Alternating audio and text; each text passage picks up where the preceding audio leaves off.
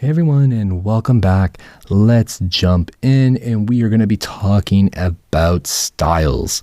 So I think everyone has heard about color styles, typography styles, there's image styles, effect styles, and there's also layout styles. If we go over here and click on our canvas, we notice we don't have any styles right now. And you may be thinking, like, why do I need to make grid styles? Well, I mean, it's really important. And for the sake of your own sanity, you should save your grids as styles, especially when you're working in like a new file and you really just want to, attach it to every frame you need to use. That way we aren't constantly repeating ourselves when we create a new frame and reinventing that wheel or copying and pasting them. So if I take like a new frame here and I just, I'm going to just call this one grid right now.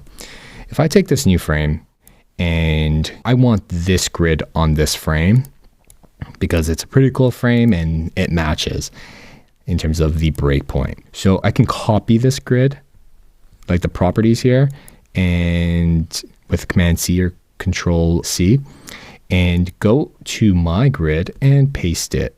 So just Command or Control V. And there we go, that grid's there. But to do that every single time, to try to find sometimes the grid layer that you want, it's a pain.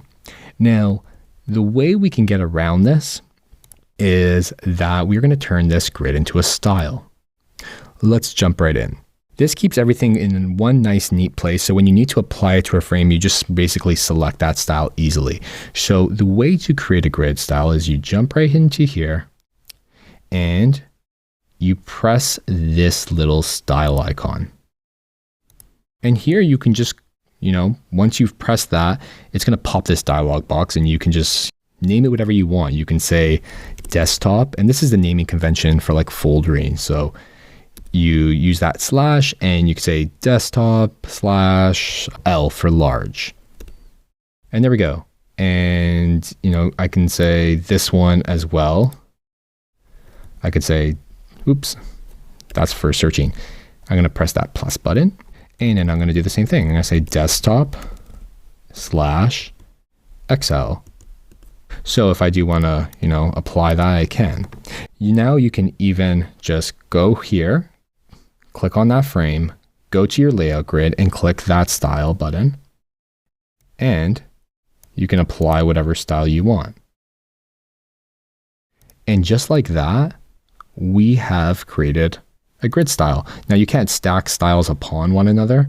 Like you can't put two styles on one frame, but you can put different layout grids on a frame. And I'm going to get to that, but this is how you just apply style. So if I take this and I'm just going to like duplicate it over here and I stretch it out and now I have a very large screen. I need to swap it for the XL version. I can do that. And if I want, say, I want a larger margin on this, I can go into my edit style and it's going to open up this box. And here you can go into the properties. You can give it a description. You can rename it. You can say, hey, I want a larger margin on both sides. That means like my column width needs to come down on this one. So I need to specify something like, okay, 60 pixels. So now, as you can tell, it gets changed everywhere within this document.